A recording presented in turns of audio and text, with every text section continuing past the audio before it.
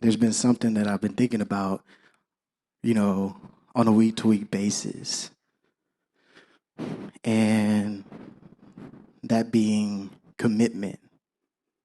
I was talking with Pastor maybe a few days ago. We were having a conversation, and you know, he was talking about commitment, not only what it means to be committed.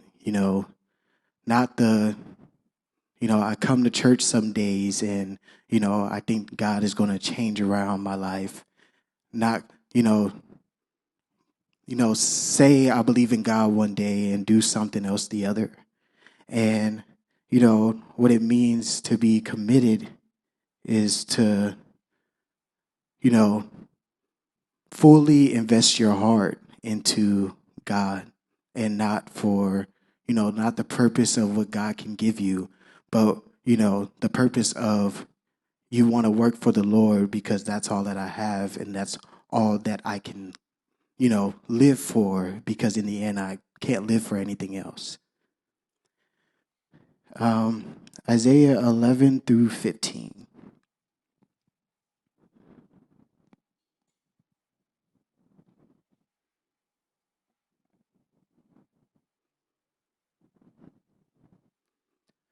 God spoke strongly to me, grabbed me with both hands, and warned me not to go along with these people. Meaning, God has given you, when He brought us into this church, He gave us, the choice. He showed us what, just a little taste of what He can do for us to will us in. But it's our choice to make the, decision to be committed to that choice, right? And so with that being said, he's not saying like, oh, yes, I want you to feel in this moment that you want to feel committed, but he wants you to feel overall, like, for example, when I came here, I just felt like it was home to me. And so me feeling that way, it just the environment itself is just, when you walk in, it's just like you have a whole dynamic change. You have a different, what you think you were going to walk into is totally different. And it's like, I don't know what y'all's feelings was, but with me, it was just grand, honestly, because like you never see it. And it just motivated me to just want to come back more because, you never see something like this. Like I said, but previous, you always see like a regular church that's, in a beat down neighborhood and, they don't really do much. They just preach you a word and tell you to go home and do the same thing that you're doing every single week, right? And with here, it's taught different. You brought in, you know, you get loved and you feel loved, and then, you hear long enough, God start coming after you. And, and in the, like, in the moment when, I came into the church, I felt there was nothing else for me, nowhere else for me to go, nowhere else for me to be but here. Yes, I came here for maybe a couple of weeks just on a Friday or Saturday or, just Sunday or something like that. But then, I strongly started to feel I need to start coming Friday, Saturday, and Sunday. And ever since I started coming Friday, Saturday, and Sunday, it just became a routine, and it becomes a routine with everything that you do. Prayer, reading, you stay consistent, it just becomes a routine. You feel like you can't miss it, because if you miss it, you just feel, there's a piece in your heart that's missing, right? And so, when God wills us in, He is giving us that choice to be committed to Him and, grabbing on to what He really wants from all of us, which is all of our hearts to be to Him. He said, don't be like this people, always afraid somebody is plotting against them. Don't fear what they fear. Don't take on their worries. If you're going to worry about the holy.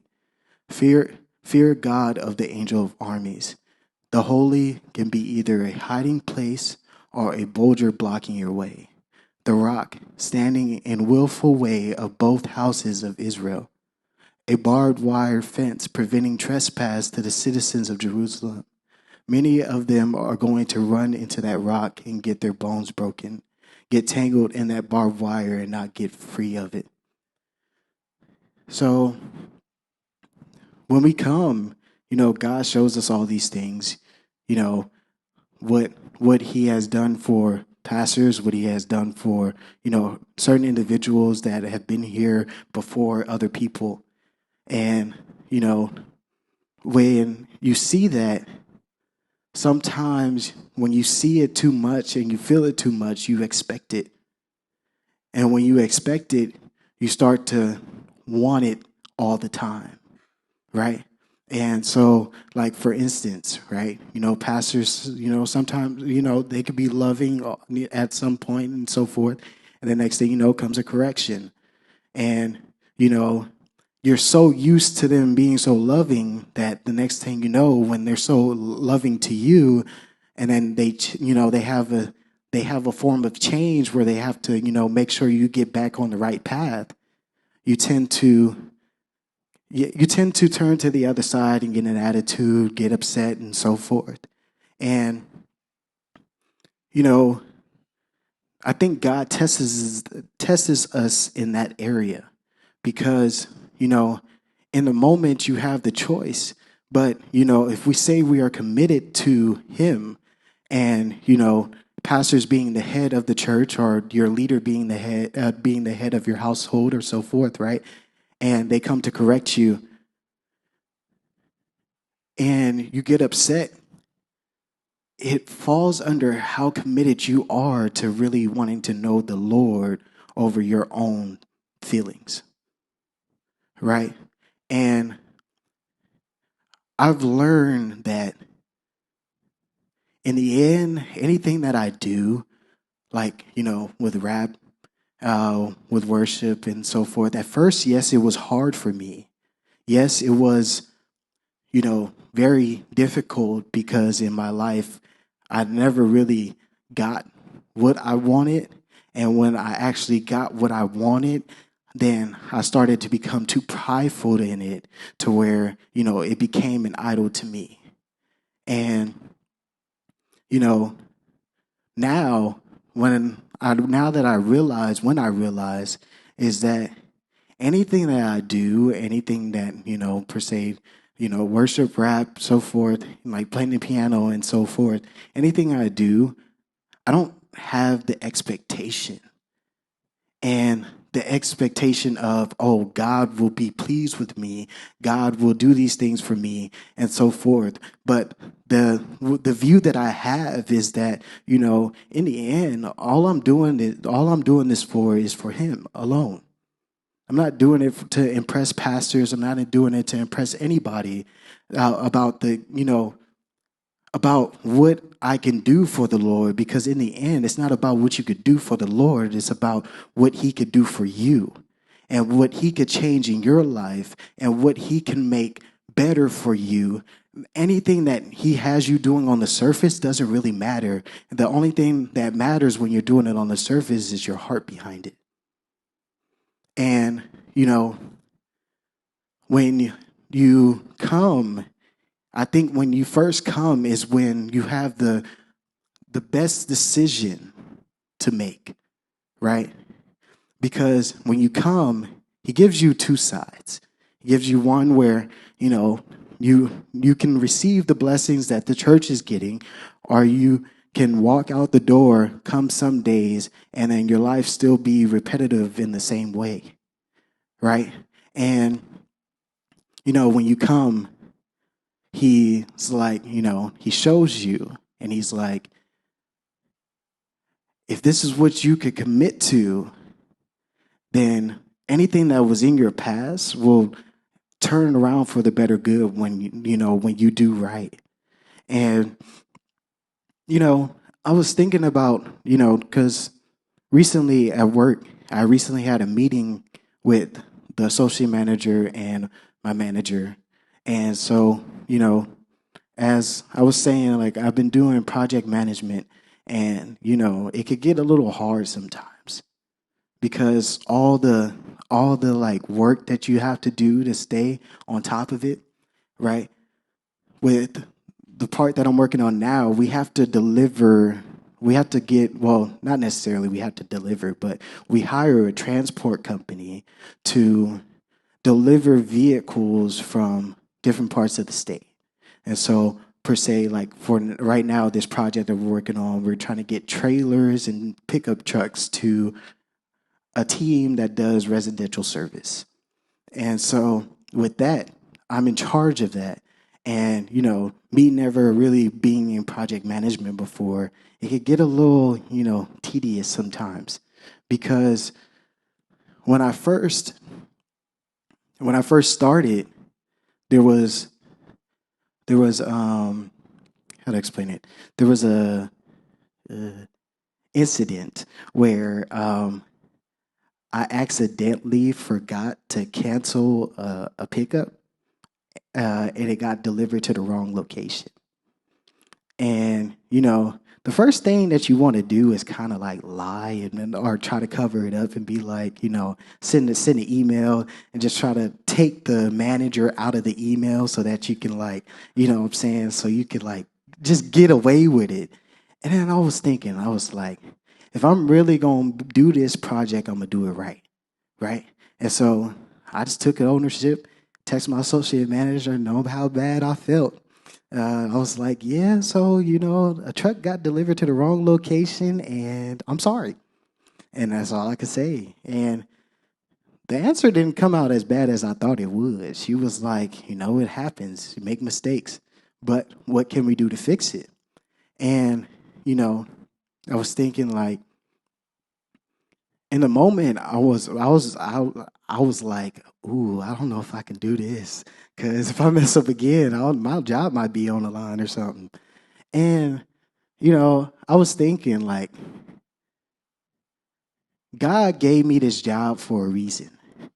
God has put me here. I've been in the position for almost 2 years, and been at Tesla for 3. And when I first started, right, when I first started on Solar Roof, I was very committed to the job. And, as time went on, I started thinking like, oh, I'm just coming to the job just to, get the paycheck and so forth. And then I got back on track and was like, I'm very committed. And so, when it came to project management, how hard it may get, I still chose that I'm going to commit to it because that's the only way you're going to excel is that you have to stay committed to the plan, to the target, to the goal, that the expectation of what not only God is expecting of you, what your work managers are expecting of you, what your coaches or whoever is expecting of you, right?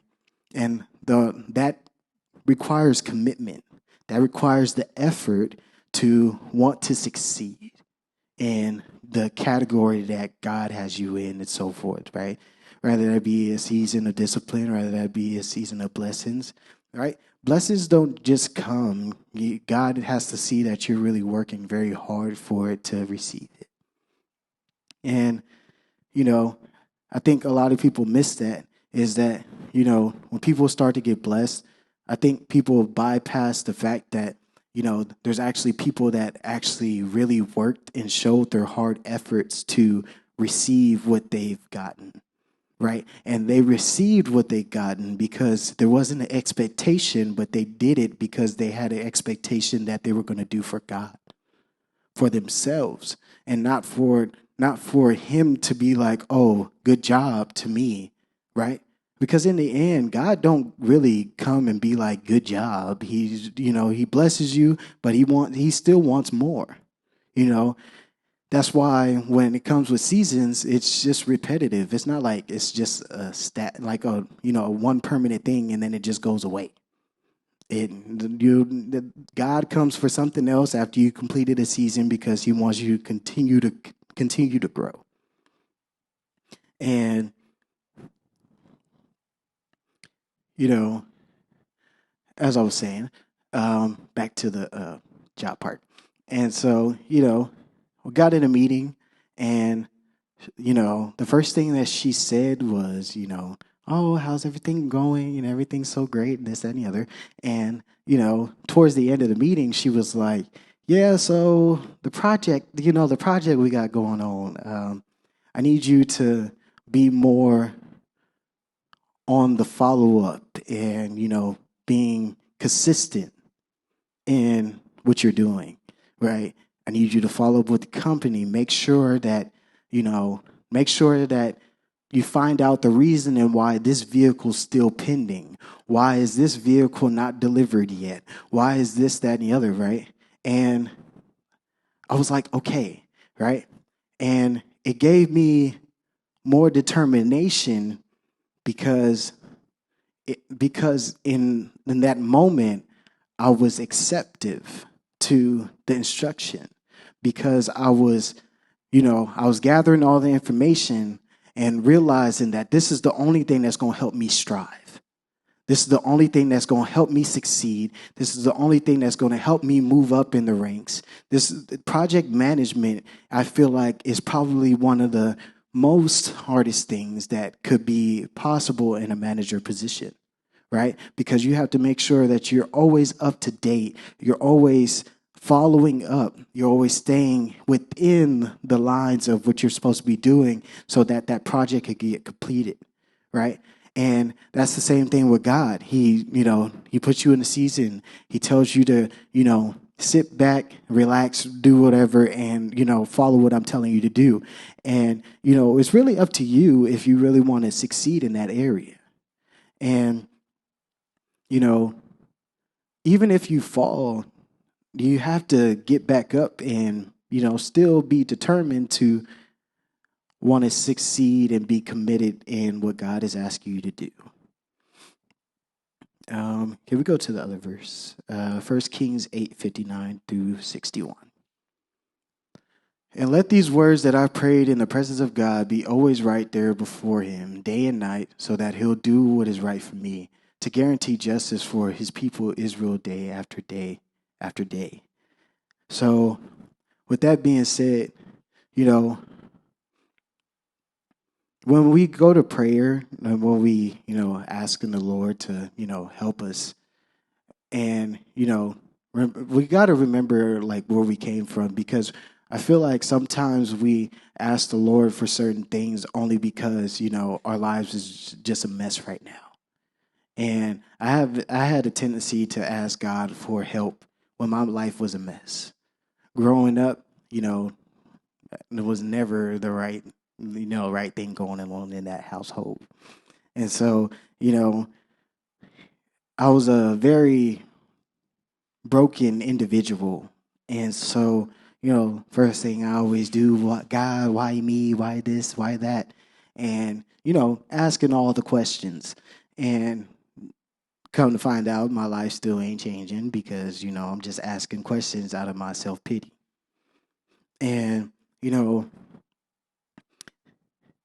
yeah, and, back then I couldn't even, my family couldn't even go out without arguing, without, doing certain things.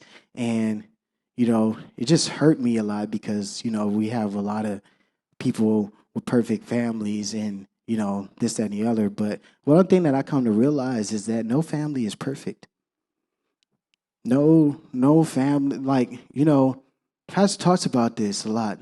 People go out there and put on a fake image of what their relationship is like out in public just to go back home to show what their relationship is really like in the household, right? And we only do that because we want to show somebody that we're perfect. And, I was like, I'm pretty glad that, I was able to grow up in a household that wasn't perfect at all, because it shows me the realization of, like, to be real, to show the real in me. Because at the end, when I came to pastor and, I was when he told me he could help me, I started crying. And that's because, ain't nobody ever told me that they can help me a day in their life. No one ever told me, no one ever taught me how to operate, how to fully get a job, how to work diligently, how to, move up in any rank that you're in, right? I worked at Little Caesars and I thought I was making something and I wasn't making nothing. And, I was walking around with a do-rag and I thought I was looking nice and all this and the other. I kid you not, when I had them waves, it was probably the most ugliest time I ever looked. But, it's all right. God makes us all in his image. But so, anywho, um, yeah. And so, it gives me the opportunity to be my real self so that I know what to work on within me. And,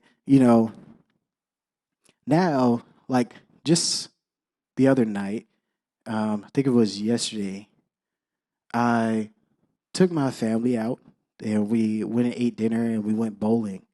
And, this was probably, and my brother came this time. And, I was talking to Pastor the other day and, he asked me, how come your brother doesn't come, And, I told him like, he's kind of, similar in the household like my dad.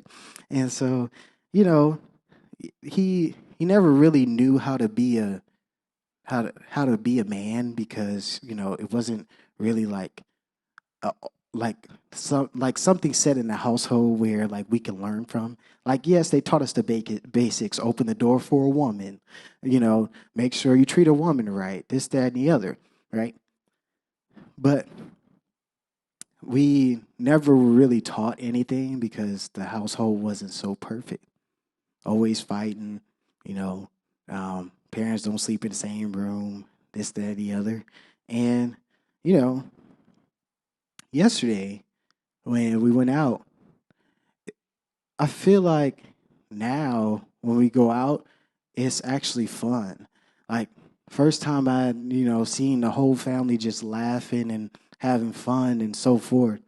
And I was thinking about that. I was like, I didn't know if it was the right thing to do because it was for my mom and sister's birthday, but at the same time, it was like I felt like it was a good thing that happened because everyone's having fun, everyone's laughing, and my brother for the first time, because back in like December of 2021 or something like that, my brother was shot, and so it was very hard for me as a brother, even though me and him never really had the best of relationship growing up, right? And I honestly thought that, at the when that happened, that could have been the last time I seen my brother. And, you know, I think it was a year later after that where, God brought me to the church. And now my brother sees what I do. And, like I'll send him like the beats that I work on sometimes. And he's like, oh, I like that. You did that by yourself? Oh, it sounds good, right? Even though it may not even sound good, he probably just be lying. I don't really care. But at the end of the day, he sees his younger brother as, let me put it this way, as an older brother in a sense. Because, we never had it. And now that he sees that his younger brother is succeeding, he sees it, but at the same time, there's still something in him that's holding him back. And that's fine, right? But the thing that is so, I guess, cool to see is that my commitment is slowly changing my family. And, it's different because you think that, what you see, these perfect families, if you try to be like them, if you try to do what they do, that is going to help you. And at the end of the day, it's not. God is the only one that can help you and the only person that can change your life's circumstance. He's the only person that can build you up from a broken person to now a happy person. I've never felt so happy in my life just to be here. I never felt like, being here, I never felt like I was disappointed in anything, right? Yes, when I first came, because, when I got corrected, I was like, maybe Pastor ain't right. Maybe this ain't for me. But everyone has those thoughts. And, the reason why we stay is because life is so much better on this side than it is on the outside. And the reason why you stay is because you realize is that, these not the same clothes you was wearing back in 2018, 2019, but it's something different. It's not the same house that I lived in growing up, but it's something different. Something that I've never experienced, something I was never raised in, something that my family could never afford, right? And it comes with, when I first moved into APC's house, I didn't even know I was gonna move into that house until like the day they told me, like it was the day right before or something, like I don't remember, but like when I first moved in there, I was like, wow, this is cool, this is different. I've been here for a while and God is blessing me with somewhere nice to stay. When I was staying at my parents' house, I didn't have a bedroom. I had so it was like a little loft thing, right? I had a little curtain up. And, I remember this day when I invited David over. I was like, yeah, you want to come play games in my room? And he was like, where's your room? And then I was like, pulled over the curtain. It was like right here, right? And so I'm like, at that moment, I thought it was cool because, and I'm like, this ain't cool. I'm sleeping in somebody's loft. Like, well, my parents loft at that, but it doesn't really matter. And now I'm able to stay in a bedroom, nice little bedroom, got a bathroom in it and everything. Had to share one bathroom with my siblings, and oh boy, was that a heck. But, God didn't have to do none of that. He ain't had to do that for any of us. But, He wants to show that, with him, anything is possible. With him, you have nothing to worry about. You have nothing to fear for. The only thing that you should fear for is him. And, we grab on too much to, how do I say it? Like, people like to gossip. And, when we gossip, we tend to start leaning towards other ideas and other thoughts and stuff like that. And when we do that, then, we start to think towards one person about what we're talking about to one another. And sometimes, we could do that to the point to where that ends up making us get offended. That ends up making us get, a little too prideful and, show ourselves that we're not really doing it for the Lord, but, we're just trying to gain a price tag off of them. And, God ain't God is way more than, any designer, any car that we have, anything like that. God is way more than that. You can't even put a price tag on that. God, and the crazy part about it is God don't put a price tag on us either. He just expects the littlest things is just to be, with him, be a part of him, be committed, be faithful to the Lord. And The faithfulness just comes with the most smallest things.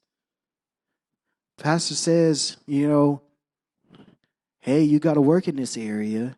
You just got to work in the area. I mean, it's not the end of the world. It's not like it's not light at the other side of the tunnel. It just may seem a little dark.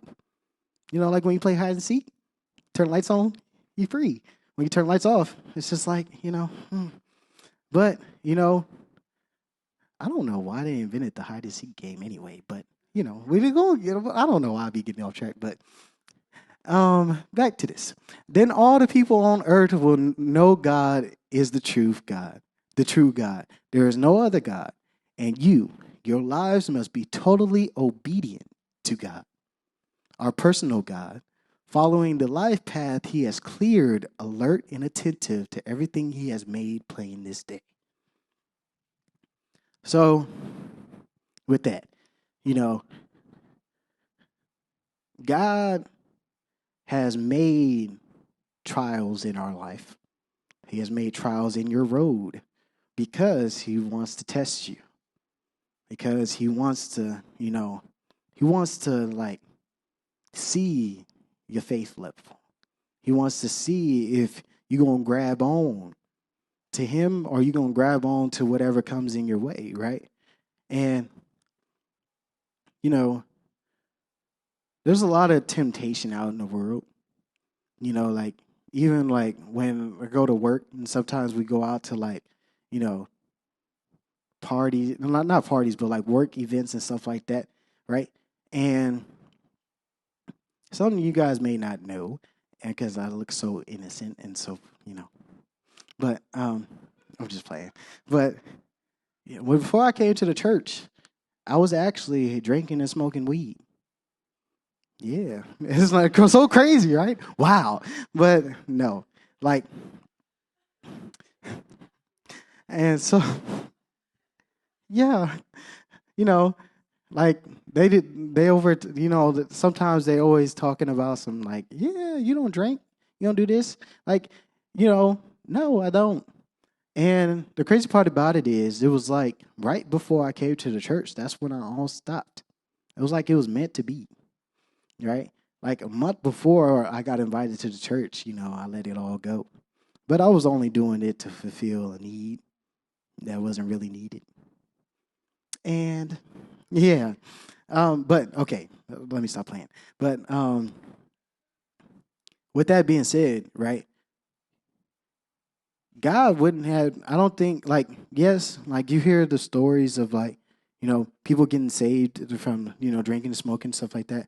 But I think with me, I think it was best for me to not do that before I came to the church.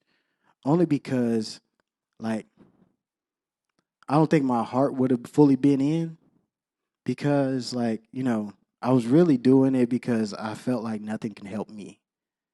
And in the moment, nothing can really help you at all because, it's all the worldly stuff that you learn. It's all of the stuff that don't make sense in the world. Like people tell you how to lose weight and somehow you still gaining it. People tell you like, oh, you do this, yeah, you'll make millions of dollars.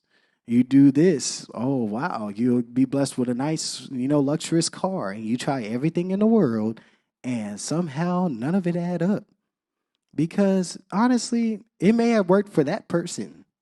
It may have worked for that individual, but it don't work for everybody.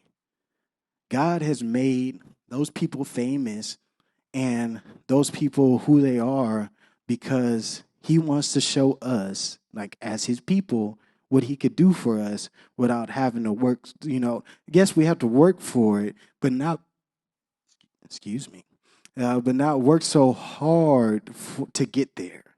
Because in the end, he could just grant you any time a nice, beautiful house.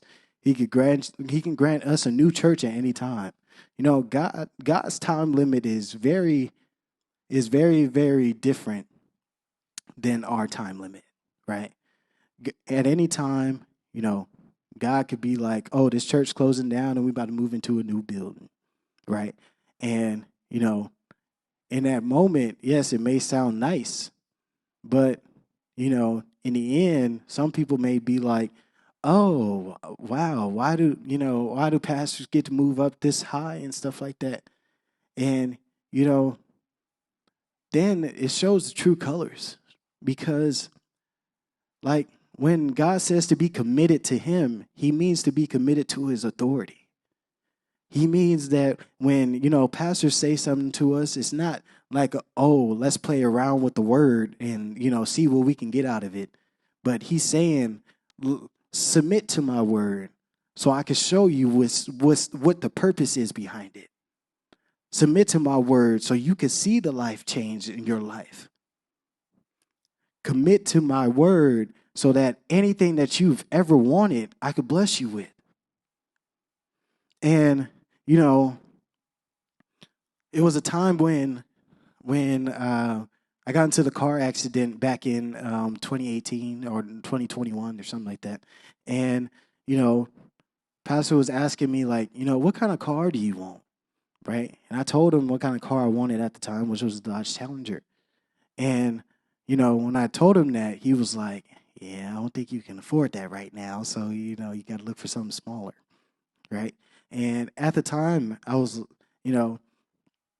so excited because you got a little money, but then I forgot about all the stuff that could come with it, the gas, the car insurance, and all that stuff, right? And I started to think about that. I was like, okay, yeah, he's right because if I would have went for something in that moment, I could have been, I could have been in debt and a whole nine because how much gas I got to put in that Dodge Challenger now? I don't think I would have been able to afford back then. And, but in the end, as I stayed faithful, as I stayed committed, God actually blessed me with the car that I actually dreamt for that I never thought a day in my life I would ever be able to get. And, and I never expected it. Like the Hyundai, I was driving that thing around until the end of eternity. I would have drove it around to the eternity of life. Just like I would have drove around that 1994 Honda Civic. And so, but it takes a lot of hard work and a lot of effort. And I realize that. And now it doesn't seem so much like it. Because now, like, when I do it, it just seems normal. It seems like it's life to me. Just like how the other addictions back then that I felt was life, the other, things that I thought was life, like working at Little Caesars, you know, um, trying to work two jobs to try to make ends meet, just to realize that working two jobs at the same time don't really make you no extra money. You're just going to make up the extra money from the other job that you was working at. I had to realize that after I was working at Zoomies, thought I was doing something. And so now, God is giving me a good job and, good car and a life here. And it doesn't take much. And I realized that it, in the moment it may have seemed like, oh, it was very hard. But once I made the effort to stay committed, once I made the effort to fully trust in Him, is when you feel the most committed because you don't expect anything. And a lot of people expect too much from Him. And it's just the littlest things that will actually be able to help change your life. Um, I don't know what the future may hold for me, but I feel like a lot of us need to think this way because, now, like, when I'm told, like, oh, you're doing very well and stuff like this, my response back is that, it's for the Lord, it's not for me. When I'm leading the dance team and stuff like that, I want the dance team to be better than me. I want when I'm on worship and stuff like that, the worship team, the guys on the worship team are way better than me. but I want that. And as a leader, that's what God wants you to look at other people like. He wants you to do better and be better.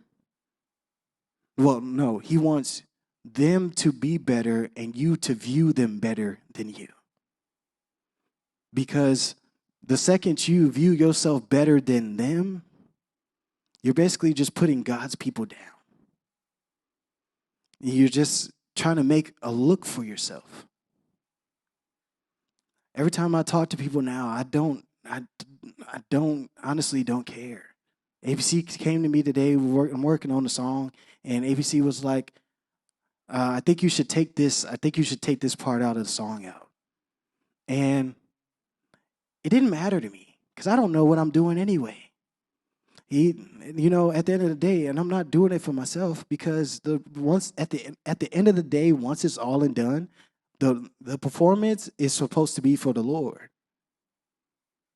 APC has studied in this stuff, and they're a lot experienced than me. And if I'm not willing to learn and I'm not willing to take feedback, then at the end of the day, yes, the performance may turn out great, but one thing APC pointed out was when he texted me back, he said, when you start to do better and get better at the song, when you learn to take certain things out. And let me put it this way. You learn to take certain things out of your life. But in the instance, in my situation, you learn to take certain things out of out of the music. You'll find that groove where it just hits every time, right? You never lose the flow of what you are trying to create, right? And God does that same thing in the church. He gives you, the basic, he lets you put it together. He lets you find the nick, right? And in the moment, you have the decision to let something affect your flow. You have something to, take you off track. And so, when God, says something, you have the choice in the middle right there to, either let it, let whatever is working for you work for you and fully commit, or you have the choice to open a gap to where there's no longer flowing, but you're flowing away from God when you should be flowing with Him, right? And I didn't expect to use that today, but for some reason, maybe it was meant to be said today because I didn't even know I was going to preach today. And so, I was not expecting a long paragraph back from APC, but it really made me understand that,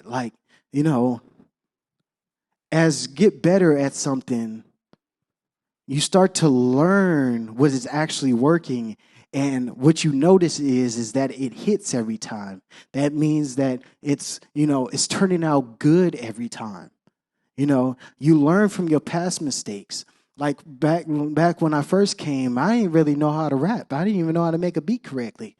And so, now when I work on certain things, right, it just seems a lot better. That's because I don't have an expectation. I'm just doing it for fun.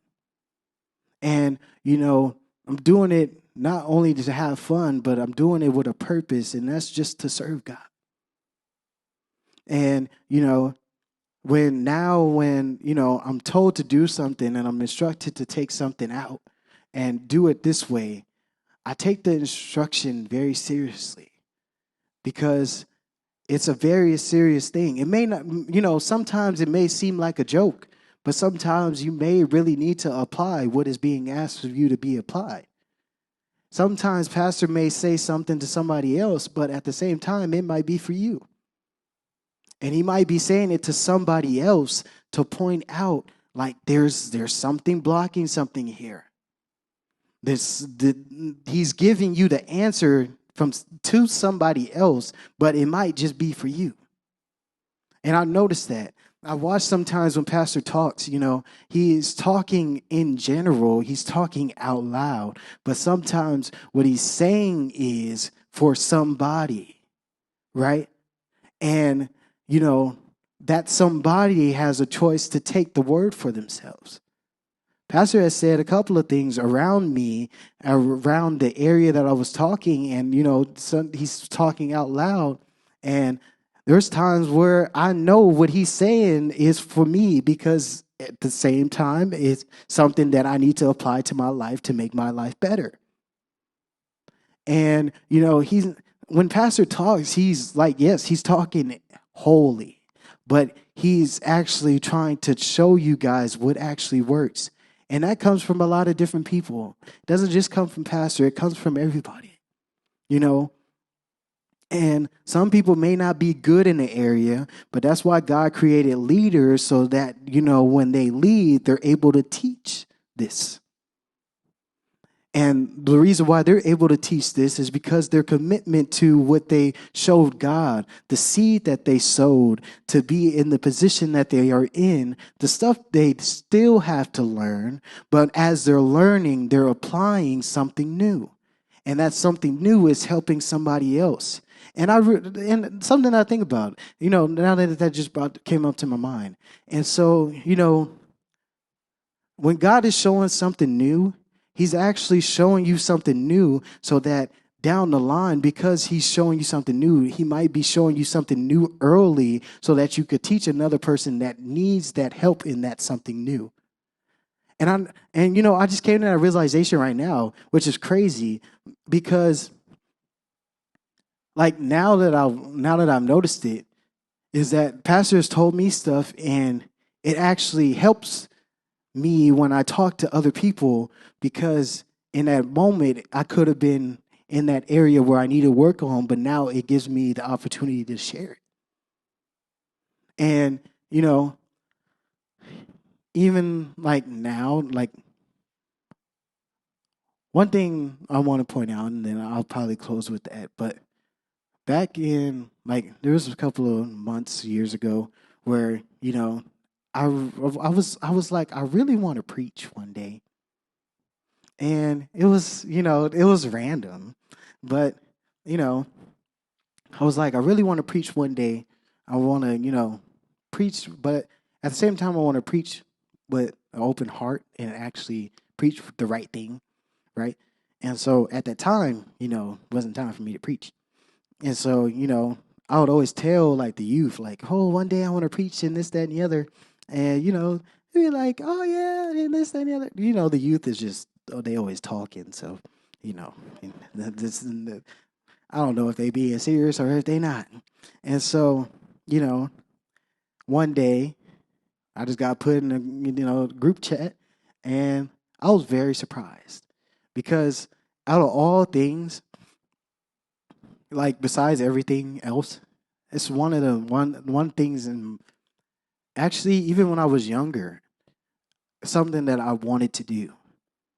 But at that time, it could have been something that I wanted to do, and I could have. At that time, I could have said some things that probably would have, not only made people fall away, but myself fall away, right? And now I could be able to, I'm able to be up here and just, express what God has done for me, what God is doing, what, I'm learning, what is working, what is not. And, he doesn't just want me to be up here. He doesn't just want Pastor to be up here. He doesn't just want all the elders to just be up here. He wants, everyone to be up here to give a testimony one day. But in order to give a testimony, we got to be committed, because commitment is what strives, is what changes things, is what will work. And, moving forward, as a whole, as me, I want like I don't want, but I think what God wants is that everyone, when you're doing something, you have that urge to just want to say, I'm doing it for the Lord. Because everything else, all that I have, don't really matter. You know, at the end of the day, like friendships, relationships, and so forth, as long as God is your center, God is the person that you run to at all times. The God is the person that you lean on above all else. God will keep you in that flow. And he'll keep you by his side. He'll put his trust in you. But he needs to know that you trust him enough with your whole life, your whole heart, to be fully committed. Everything that I've done in the past, I don't worry about anymore. Everything that I've done, everything that I've dealt with, I don't worry anymore. I don't have the need to worry anymore. I have all that I need here. At the end of the day, if my family wasn't here at all, it doesn't matter to me. I'm still going to strive for the Lord because my family is not my priority. My priority is my relationship with God. God works with everything else. And, at the end of the day, if I had to walk to church, that's what I'm going to do. Because at the end of the day, I'm me 100% committed with God. And I'm not, I'm not saying I won't mess up. I will. But I have no intention to, at least now, never an intention for now, to want to leave and sacrifice all that God has done for me, because at the end of the day, everything else that was in the past is not worth going back to. And I think we all need to realize that is what we have now is the most grandest thing that we could ever have in our entire life. The people we have now in our lives is the most powerless thing that can ever happen in our entire lives. The persons, the people that we meet, was God has led those people to be met with. So we need to be able to commit to one another in God's kingdom. And, at the end of the day, we just got to learn to do it all for the Lord. Whether it be with dance, whether it be with worship, whether it be with skits and so forth. Don't try to do all the extra just to prove something to God. Just prove yourself to God by just doing the things that he asks. Because if you do things that are not asked from God in the moment, you're just doing it to gain a quick penny from him. And we just have to be able to grasp on to what God wants. If that means he wants you to fix your relationship with your person, fix your relationship with your family, fix your relationship with the church, then I guess that's something we have to do. But we have to learn to fully submit to God. And that means fully submit to pastors. They are the head of the senior pastors of this church. And they're not just the senior pastors of the church for no reason. They actually, if you actually look at them, the reason why we're able to sit here today, the reason why our lives are changing is because they assisted, but God assisted them. But God also trained them to be the pastors of our church, be the leaders of our church, be able to help change his people. And that's God's mission, is to change his people. And once he changes you, you got to make the effort to be committed. You got to make the effort to want to change. You got to make the effort to want to fix everything that God has asked you to fix. Just be committed. That's all he asks. Amen. All right, amen. Good message.